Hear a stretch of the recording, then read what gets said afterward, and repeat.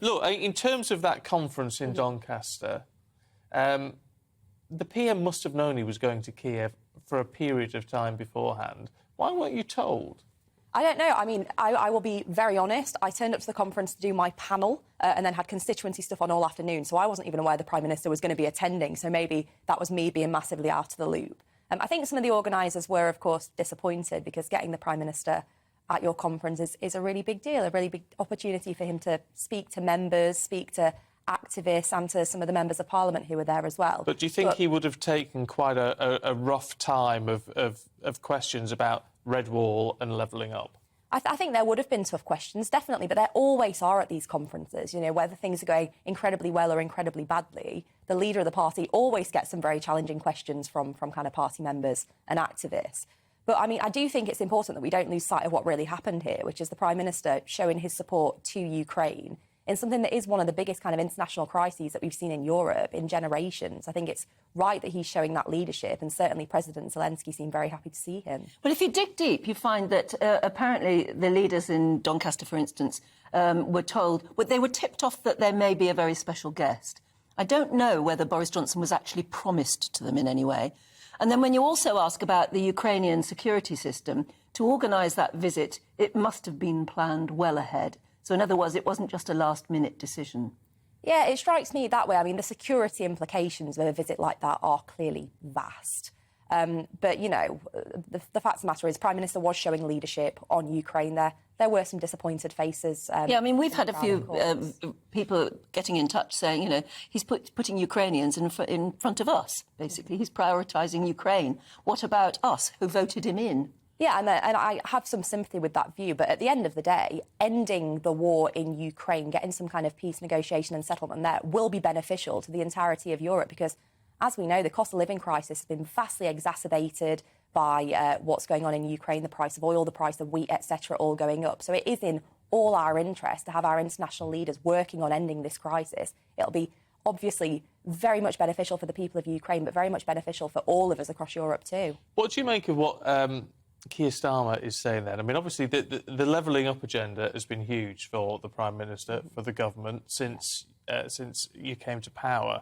And yet, Keir Starmer's going to say today in Warwick that it is going to fail. It has to fail because you won't decentralise power from Westminster. Well, 2 points on that. One, it's in Labour's interests to say that it's failing because, of course, they want to come into power. So forgive me for being cynical, but clearly there is some party politics at play there.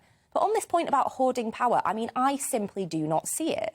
We've seen devolution all over the country in places like Teesside and Greater Manchester, with people like Ben Houchin, people like Andy Burnham, Andy Street getting vast swathes of additional powers in order to, you know, bring prosperity to their regions. On Teesside, we're seeing it in absolute spades.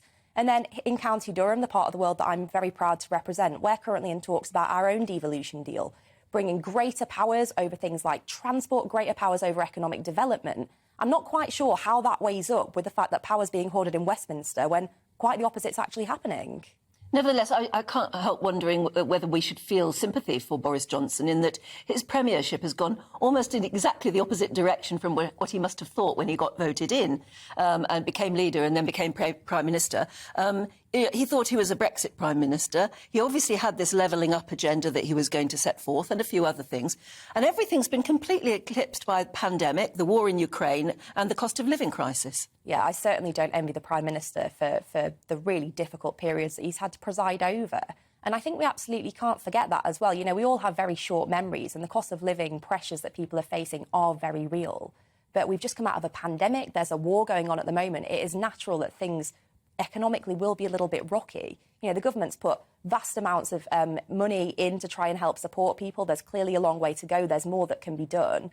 But looking at the Prime Minister's record, he's had a very, very difficult period to try and contend with. I certainly wouldn't want to be in his shoes. But the well, I was going to say the trades unionists, the people who are going to go on strike and the others who look as though they're going to support them maybe through the summer as well, are saying, we helped you through the pandemic. We were there every day doing our bit. Why aren't you helping us now?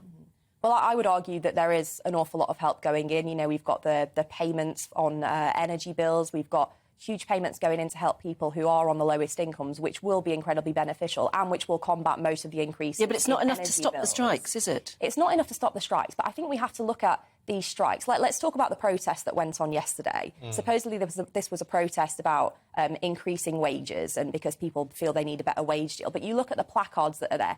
Get the Tories out, free Assange, things about the Rwanda policy. I feel there's more political motivation to some of this than unfortunately the trade unions do let on. Yeah, well, look, could very much be the case.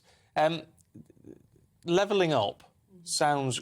It's a nice little catchphrase, isn't it? One of our analysts this morning was saying, we still aren't really clear what it means. And if you don't know what it means, how do you know how to achieve it? I think for me it means something very simple, and that is if you're a kid growing up in Birkenhead or Bath or Basingstoke or Bishop Auckland, you have the same opportunities to get on in life. And that means having a decent education, access to good healthcare. It means having good transport networks to get you to jobs, making sure there are good quality jobs available. But we know that that hasn't been the case, that some areas have been left behind. So levelling up is a huge mission. It's not just economic, though we tend to talk about the economic impacts and job growth, etc. It's about education, healthcare, good quality areas, good access to leisure facilities and culture facilities and all of it. It's a huge mission. There's an awful lot to get done, but in the government's levelling up white paper, it laid out very clearly the sort of milestones that we need to hit in order to make this a success. Welcome to the GB News YouTube channel. You can watch us live 24 hours a day, catch up on your favourite shows and join in the conversation in the comments below. Don't forget to subscribe and you'll never miss any of our exclusive content.